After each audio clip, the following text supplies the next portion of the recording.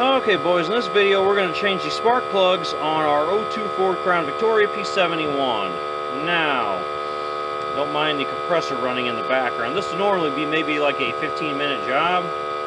For us, it's going to take a lot longer, and here is why. So in the previous video I mentioned we had a shitload of debris, walnuts, and all kinds of other weird things hanging out in the engine. So as we look down into the number 5 spark plug here, what we see is a bunch of debris down by the spark plug. Now I've already pulled the coil packs off.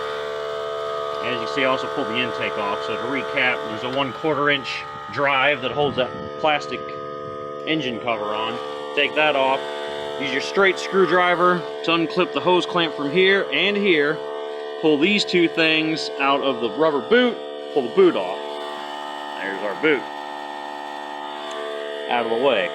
And there is a 7mm bolt that affixes each of the coil packs into position. So simply unscrew all 4 of them on this side, and then you can pull your coil packs free. I left them actually plugged in. I'm just kind of dangling them down over the side, with the exception of this one, the first one they did take off.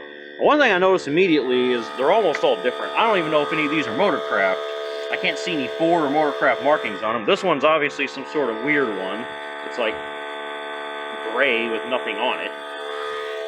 This one does have a part number on it. This one is identical, more or less, I think, but it still looks different. And here is the final one on this bank, cylinder 8. So they all look different. They all look like they're made by a completely different person. So awesome for that, right? Okay, so what we're doing with the compressor is we're trying to blow all this debris out of there, because if you look in each one of these spark plug holes, debris. So I got a rag here and here so we don't blow any debris in there. We got our compressor nozzle, and then I'll show you what I did once I pull the paper out here on this cylinder 8. Okay, so if we look at cylinder 8, we can see I actually blew most of all the debris out of there. So after you do that, if you have to, you're going to take your rag and jam it back down in there, so when you start blowing the other ones clean, you don't have debris flying back in there and defeating all your progress. So there's all my rags. We're going to get that this side done, and then we can take the damn spark plugs out. Okay, so this is the cylinder number 4. The first one right there on this bank. Spark plug. Normal wear, I guess. However, it is what's known as an auto light. Get this thing to focus. You can kind of see it. I think it's focusing on the environment behind me.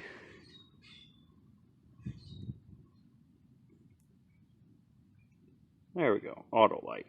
So, I'm going to assume the spark plugs have been changed. I guess they've all been changed, but to auto light, I'm going to assume so. Let's go ahead and place them all with Motorcraft and call it a boom done. When you torque them back down, it will be 11 foot-pounds, which is whatever the hell 11 times 12 is in inch-pounds. 120 something, I think.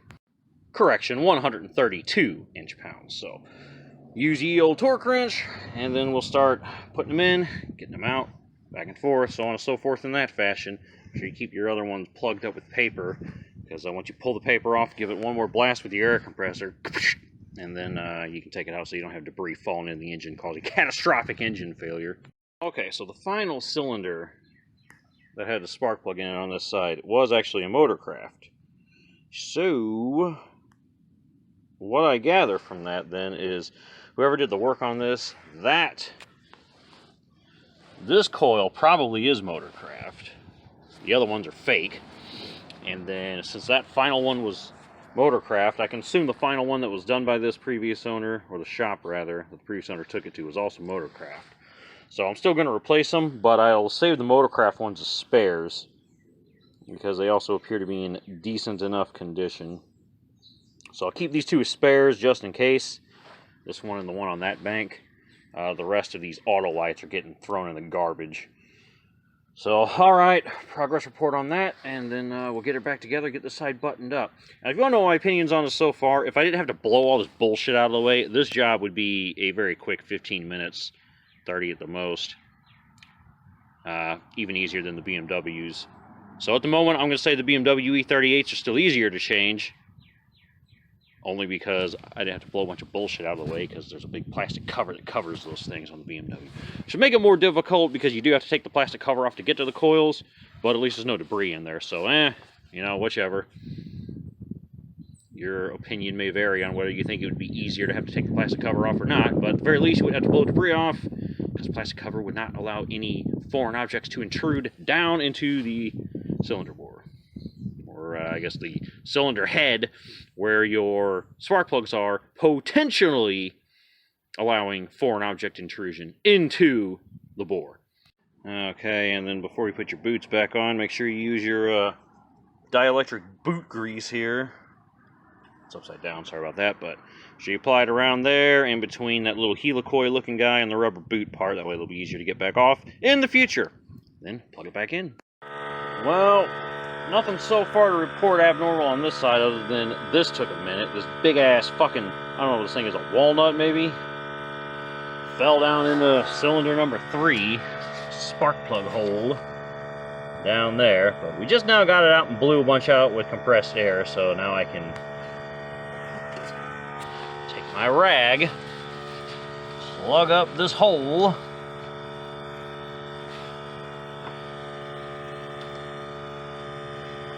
Okay, now nothing should be able to intrude in there. As I pull this last one out and blow it out with compressed air, and start taking all the spark plugs out one by one and putting them all in. Okay, my suspicions were correct. The very back cylinder, which is the one I started with first, is in fact a Motorcraft Platinum. Same ones I'm putting in.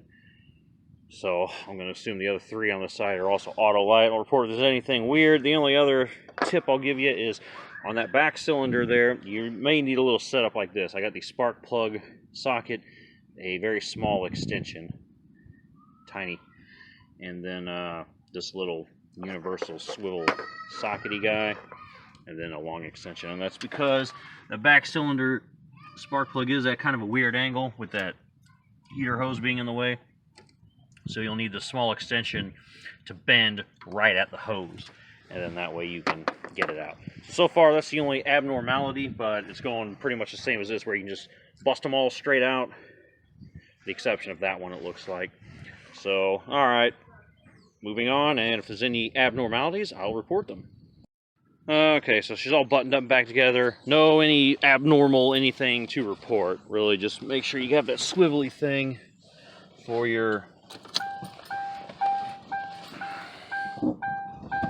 That's how Katie drove this thing. Make sure you got that all done. You'll need that swivel socket for that other cylinder, the final spark plug, one closest to the firewall. Okay, so let's see if it runs normally.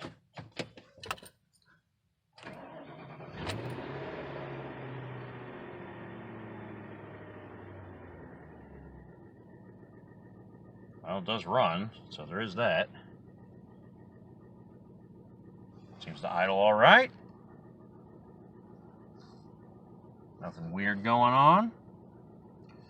I'd say that's a successful spark plug replacement then. So that's it. I didn't really film the procedure. There's plenty of videos of that on YouTube. I will say, I don't know if the later Crown Vics are any different. The ones that have that electronic throttle body, maybe they are more difficult. You need more tools. But really, you only need that swivel for cylinder number 4, closest to the firewall on the passenger side, to get that spark plug out. Everything else, it just comes right out. You don't need any special tools. I would rate this an easy but tedious job. Tedious only because I'd use an air compressor to blow a bunch of debris out of the way so it wouldn't go into the engine and mess anything up. But if you don't have that problem, if you didn't have a previous owner that parked this thing in God knows what kind of climate, then you won't have to worry about that, and it'll be easy and not tedious.